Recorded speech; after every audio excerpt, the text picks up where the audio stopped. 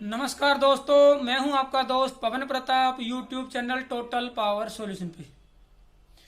दोस्तों, आजकल हमारे घरों में महंगे महंगे मोबाइल होते हैं और उनके जो चार्जर हैं वो भी काफ़ी कॉस्टली होते हैं और बहुत छोटी छोटी प्रॉब्लम की वजह से हम उन मोबाइल चार्जर को कबाड़ में फेंक देते हैं।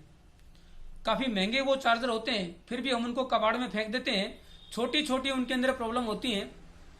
तो आज का जो वीडियो है उसी से रिलेटेड है कि हम समझेंगे कि छोटी छोटी प्रॉब्लम को आप अपने घर पे कैसे ठीक कर सकते हैं मोबाइल चार्जर की।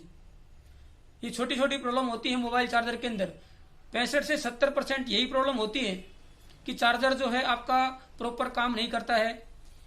चार्जर कभी काम करता है, कभी नहीं करता है, या चार्जर को हिलाने से आपका काम करता है, या पहले जो चार्जर था वो 1 घंटे में चार्ज कर देता था, अभी जो चार्जर है वो 3 घंटे में चार्ज करता है, यानी कि चार्जिंग रेट जो है उसका स्लो हो गया है। ये छोटी छोटी प्रॉब्लम हैं जिनकी वजह से हम कई बार हमारे चार्जर को डंप कर देते हैं, कबाड़ में फेंक देते हैं।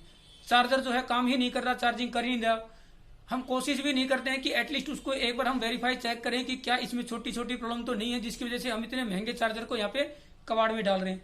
तो आज की वीडियो में मैं यही 3-4 पॉइंट बताने वाला हूँ कि कम से कम ये 3 या 4 पॉइंट आप जरूर चेक कर लें अपने मोबाइल चार्जर के अंदर। अगर इन 3-4 पॉइंट से अगर आपका मोबाइल चार्जर ठीक हो जाता है तो आपके पैसे बचेंगे। महंगे मोबाइल चार्जर हैं, इनकी आपको कॉस्ट दोबारा से पे नहीं करनी पड़ेगी। मेरे पास एक यहाँ पे मोबाइल चार्जर है एमआई का, उसी से हम यहाँ पे उसको समझने की कोशिश करते हैं। दोस्तों, प्रैक्टिकल करने के लिए मेरे पास ये एमआई का मोबाइल चार्जर है। इसका जो ऊपर का जो कैप है वो हमने यहाँ पे निकाल लिया है।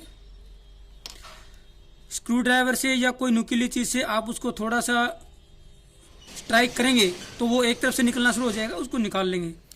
हो सकता है थोड़ा समय लगेगा।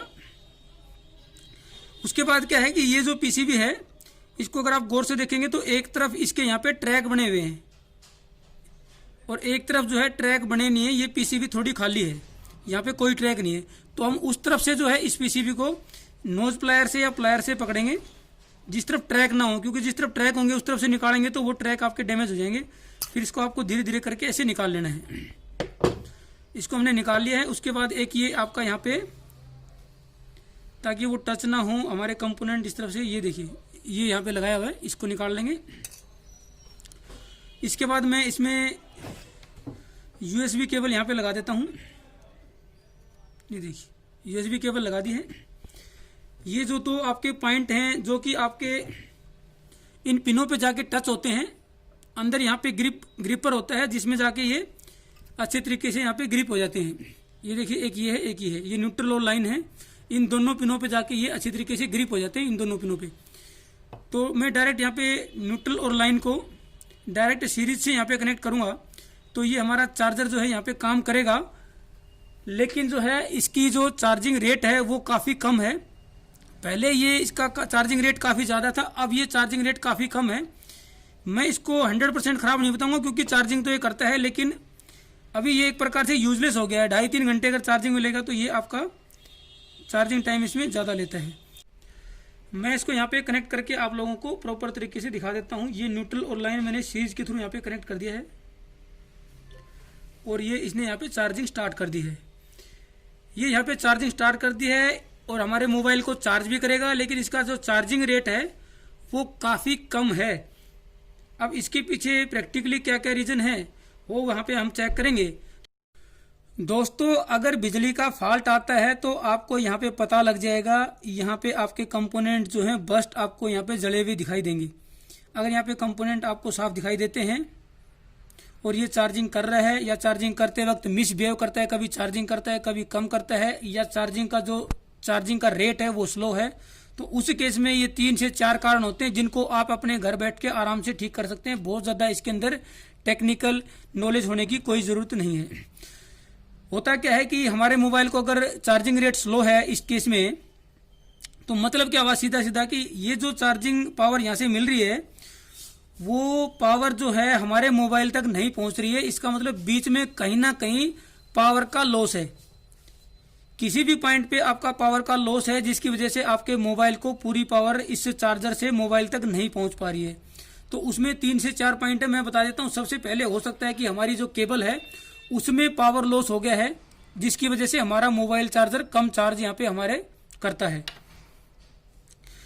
उसमें क्या हो सकता है, सबसे पहले आप बड़ी आसानी से, आपके घर में 2 मोबाइल चार्जर तो नॉर्मली होते ही हैं, सबसे पहले आप इस चार्जिंग के जो डाटा केबल है इसको चेंज करके देख लें। चेंज करने से अगर आपकी प्रॉब्लम सॉल्व हो जाती है तो ये कंफर्म हो जाता है कि आपकी प्रॉब्लम चार्जर की इस केबल में है। अब केबल में तो सिंपली वायर होती है, तो ये जो वायर है ये कैसे लॉस कर सकती है, जबकि हमने नई खरीदी तो उस केस में इसकी चार्जिंग रेट सही थी। तो वायर में कोई प्रॉब्लम नहीं होती है दोस्तों, प्रॉब्लम होती है इसके कनेक्टर्स में। ये आपका यूएसबी कनेक्टर है जिसके अंदर 4 पिनें होती हैं। ये बार बार इंसर्ट करने से और निकालने से ये लूज हो जाती है काफी समय के बाद।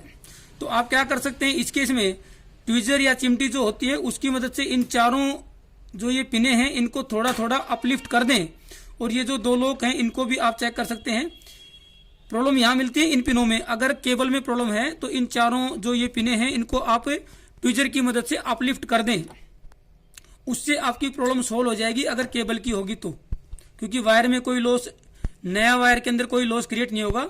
इस लूज पॉइंट की मदद से ही यहाँ पे आपके लॉस बढ़ जाते हैं। लूज पॉइंट से क्या होता है कि इस कनेक्शन के ऊपर रेजिस्टेंस बढ़ जाती है, रेजिस्टेंस बढ़ने से आपके यहाँ पे लॉस होना स्टार्ट हो जाता है इस ज्वाइंट, इस कनेक्टर पे। इस तरफ से चांसेस कम होते हैं, फिर भी अगर इस तरफ से चांसेस हैं तो हम इसको ठीक नहीं कर सकते, आपको केबल चेंज ही करनी पड़ेगी। ये जो सी टाइप है या जो भी है, अगर इधर से है तो इन पिनों को अपलिफ्ट करेंगे तो आपकी केबल की प्रॉब्लम सॉल्व हो सकती है। उसके बाद क्या होता है कि केबल हमारी चेंज करने से प्रॉब्लम सॉल्व नहीं हुई तो इसका मतलब केबल हमारी ठीक है, फिर प्रॉब्लम हो सकती है इस यूएसबी केबल के इस कनेक्टर पे। ये जो मेल कनेक्टर है इसके अंदर प्रॉब्लम हो सकती है, इसको भी ठीक उसी तरीके से आप कर सकते हैं। इसके अंदर भी 4 पिनें होती हैं, ट्वीजर की मदद से इन चारों पिनों को आप आराम से यहाँ से अपलिफ्ट करेंगे थोड़ा थोड़ा, जिससे फिर क्या होगा कि ये जो है आपका प्रॉपर तरीके से ग्रिप करेगा, इस मेल फीमेल जो है यहाँ पे प्रॉपर तरीके से ग्रिप हो जाएंगे। तो इस तरीके से आप इस पॉइंट को भी यहाँ पे सॉर्ट आउट कर सकते हैं। अगर इसके बाद भी अगर आपकी प्रॉब्लम सॉल्व नहीं होती है तो फाइनल पॉइंट ये है कि आपकी जो ये 4 कनेक्टर, 4 पिने हैं ये, और ये जो ग्राउंड की हैं यहाँ, इनमें से आपका ड्राई शोल्डर मिलेगा, ये 100% श्योर है। दोस्तों हमारे केस में भी कुछ ऐसा ही है। ये यहाँ पे 2 पॉइंट यहाँ पे ड्राई हैं, जो 4 पिन कनेक्टर है इसका फर्स्ट वाला और एक ये वाला, ये दोनों जो है यहाँ पे ड्राई है। ये ड्राई होते क्यों है कि कई बार हमारे से मोबाइल का जो चार्जर है वो गिर जाता है, या बार बार हम उसको रफ यूज करते हैं, प्लग अनप्लग करते हैं, उस केस में भी ज़्यादा चांसेस उस केस में होते हैं जब ये हमारे से गिरता है। तो यहाँ पे ड्राई पॉइंट हो जाते हैं। ड्राई पॉइंट होने की वजह से क्या होता है कि इसका ये जो जॉइंट्स हैं यहाँ पे प्रॉपर कनेक्टिविटी नहीं होती है, इसका मतलब इनके बीच में अब रजिस्टेंस ज़्यादा हो गया है। ये जो शोल्डर पॉइंट्स हैं इनके ड्राई होने से यहाँ पे इनका रजिस्टेंस बढ़ गया है। इन जॉइंट्स का रजिस्टेंस बढ़ने का मतलब क्या है कि अब ये जो वोल्टेज है वो यहाँ पे ड्रॉप हो जाएगी, ज़्यादा वोल्टेज हमारी यहाँ पे ड्रॉप हो जाएगी। वोल्टेज ड्रॉप का मतलब यहाँ पे पावर लॉस, यानी कि हमारी जो पावर मोबाइल को जानी चाहिए थी वो यार इन जॉइंट्स के ऊपर ही हमारी जो है पावर यहाँ पे लॉस हो जाती है ज़्यादा रजिस्टेंस होने की वजह से। अब सिंपली हम क्या करेंगे, फ्लक्स का यूज़ करेंगे, फ्लक्स इनके ऊपर लगाएंगे और जितने भी जॉइंट्स हैं या ड्राई शोल्डर हैं उनके ऊपर फ्लक्स लगा के प्रॉपर इनकी सोल्डरिंग कर देंगे तो ये प्रॉब्लम 100% रिमूव हो जाएगी। कोई एक्स्ट्रा कॉस्ट आपको देनी नहीं, कोई लगाना नहीं, कोई इसमें कंपोनेंट भी खराब नहीं है। तो सिर्फ 3 से 4 पॉइंट ही हैं जो हमें यहाँ पे ध्यान करना है। आपकी सबसे पहले आप केबल को चेक कर सकते हैं, उसके बाद केबल का जो कनेक्टर है यूएसबी कनेक्टर है उसको चेक कर सकते हैं, फिर इसका जो मेल कनेक्टर है यूएसबी इसको चेक कर सकते हैं, फिर ड्राई पॉइंट चेक कर सकते हैं। ये 3 से 4 पॉइंट अगर आप चेक करेंगे तो महंगे से महंगा जो चार्जर है जो हमारा मिसबिहेव करता था या उसकी जो चार्जिंग रेट जो था वो स्लो हो गया था या फिर वो चार्जिंग करता ही नहीं था, वो आपकी यहाँ पे 100% सोल्व हो जाएगी।